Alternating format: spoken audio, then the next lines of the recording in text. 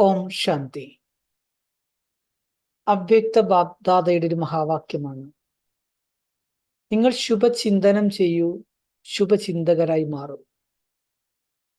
എത്രത്തോളം ബാബയുടെ മക്കൾ ശുഭചിന്തകരായി മാറുന്നുവോ അതിനനുസരിച്ച് എല്ലാവരുടെയും മനസ്സിലുണ്ടാകുന്ന വ്യർത്ഥ ചിന്തകൾ ഇല്ലാതെയാകും.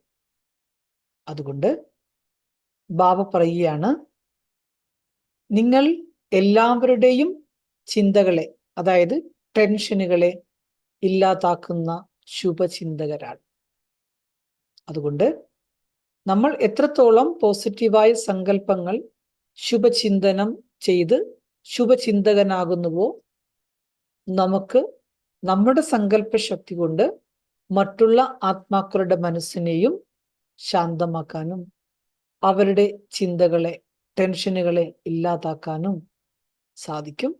അതിലൂടെ അവരും ശുഭചിന്തകരായിട്ട് മാറും. അതിനുള്ള ഒരു പുരുഷാർത്ഥം, ശ്രദ്ധ നമ്മൾ വയ്ക്കുക. എന്താണത്?